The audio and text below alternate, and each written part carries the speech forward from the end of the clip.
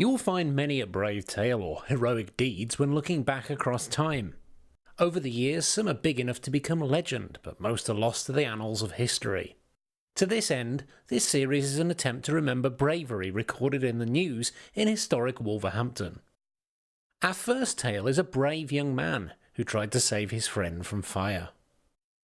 James Bridges was born in Wolverhampton to Elizabeth and Thomas Bridges, a working class couple who were born and bred Wolfrunians. Thomas grew up in Salop Street and Elizabeth lived a short distance away in Townwell Fold. After meeting, the pair married at St Mark's Church in February 1911 and lived with Elizabeth's parents. Thomas worked as a builder's labourer until 1914, when he enlisted in the armed forces for World War I. Just over a month later, he was deemed unfit for service.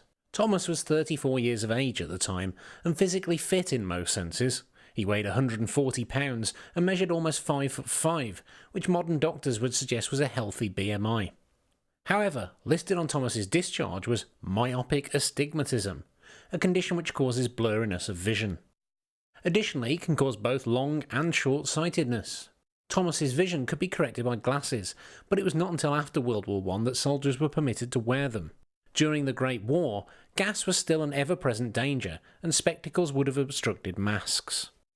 By the time of Thomas's unsuccessful attempt to serve his country, he and his family had moved to an area in the ward of St Mark's known as Brick Kiln Place. To find the place today, you would need to stand roughly around the back of the Jubilee Christian Centre. In the shadow of the flats that tower above you is where this story unfolded. The only real clue as to the area's previous configuration is Hallett Drive, named after Old Hallett's Row. As a side note, in that area you'll find the blue plaque that is in memory of one of Jack the Ripper's victims. Attached to the wall of the Jubilee Christian Centre you will find the memorial to Catherine Eddowes. In 1933, however, this area was typical of much of the town at that time, with close terraced houses and courts. Most had large families crammed into small dwellings. The Bridges themselves had 3 children by 1914, but it would not be until 1925 that James, the brave boy of our tale, was born. The main route out of Brick Kiln Place would have been Hallett's Row. As mentioned earlier, the road is now long gone due to the construction of the inner ring road. The road would have stretched from School Street across the car park to the area that is now occupied by Hallett Drive and the high-rise flats opposite Sainsbury's. In 1933, the road would have faced onto the back of the Scala Cinema. If you're a younger person, you might remember this place as Screamer's nightclub/bar. The cinema facade remained for some time, but the area is now occupied by The Way Youth Centre. On the evening of 16th of October 1933, young Jimmy was playing with his friend Joyce Poole.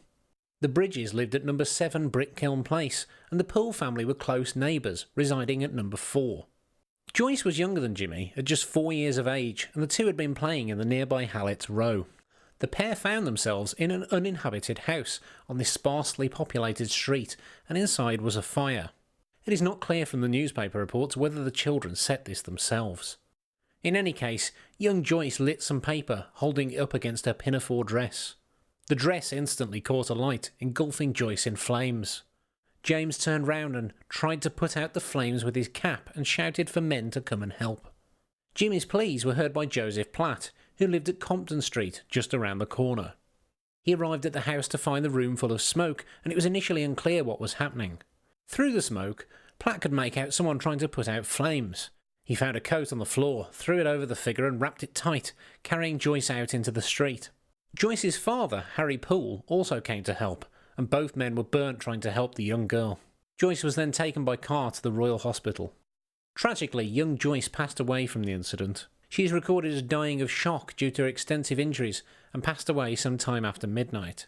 The coroner recorded it as accidental death. Both Platt and Joyce's father, Harry, gave testimony at the inquest, as did the brave young man himself.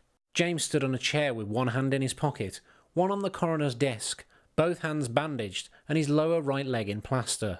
The coroner, Mr. A.C. Skidmore, remarked, "You tried to put out the flames and I think you behaved splendidly." Jimmy can be found in the 1939 census, with his family now living in the Parkfield/Rough Hills area.